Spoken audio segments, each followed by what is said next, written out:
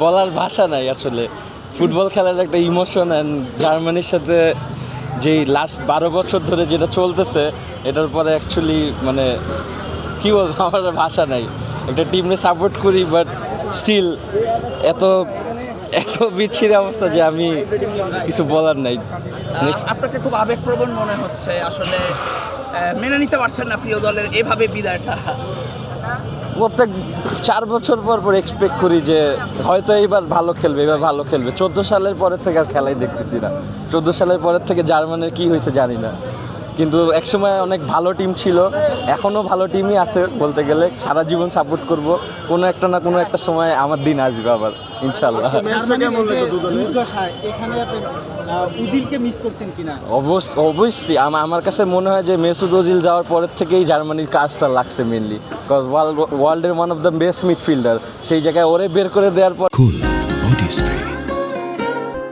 Long lasting fragrance. Get থেকে Germany যেই অবস্থা, সেটা আসলে আর যার মেইন জিনিস হচ্ছে কি জার্মান ফুটবল, যে ওদের যে একাডেমি আছে ওখান থেকে এত বছর ধরে একটা ভালো স্ট্রাইকার মিডফিল্ডার বেরোচ্ছে না। তো এখানে তো আমার আর কিছু করার নেই, সাপোর্টার হিসেবে কষ্ট পাওয়া ছাড়া কিছুই করার নেই। আজকের ম্যাচটা কেমন লাগলো দুই দলের খেলা দেখে? আজকের ম্যাচ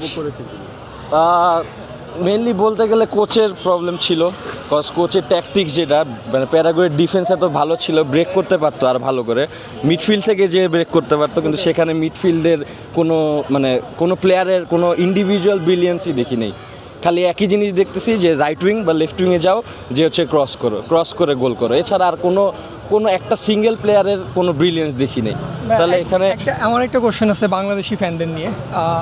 আমরা জানি যে হচ্ছে ব্রাজিল ফ্যানরা আর্জেন্টিনা দেখতে পারেন, আর্জেন্টিনা ফ্যানরা ব্রাজিল, কিন্তু আপনার কাছে কি মনে হয়েছে অন্তত এই ওয়ার্ল্ড কাপে এসে যে হচ্ছে বাংলাদেশের সবচেয়ে বেশি হেট পাওয়া টিম হচ্ছে জার্মানি? এটাই তো এখন দেখলাম এখানে ম্যাচে আসার পরে।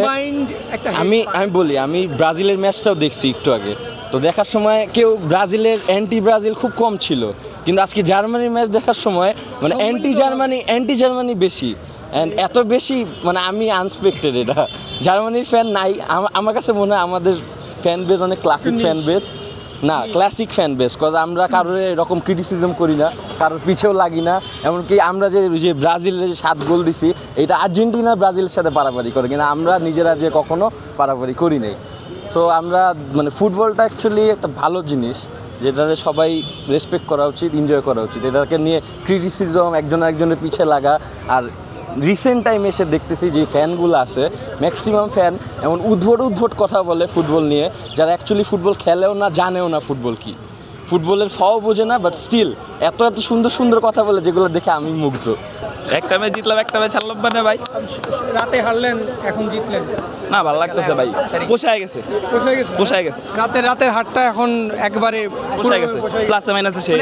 আপনার জার্মানির প্রতি ক্ষোভটা কোন জায়গায়, যে ওয়ার্ল্ড কাপে 7 দেখায় মাত্র একবার? জার্মানির প্রতি আমাদের কোনো ক্ষোভই নাই, ক্ষোভ হলো জার্মানি ফ্যানদের প্রতি। আচ্ছা লাভ হয় বেশি জার্মানি ফ্যানদের, বাট জার্মানি ফ্যানদের নিয়েই তো আপনারা টিকে আছেন, অন্য আরেকটা দলকে না ভাই, এটা আমরা করি না।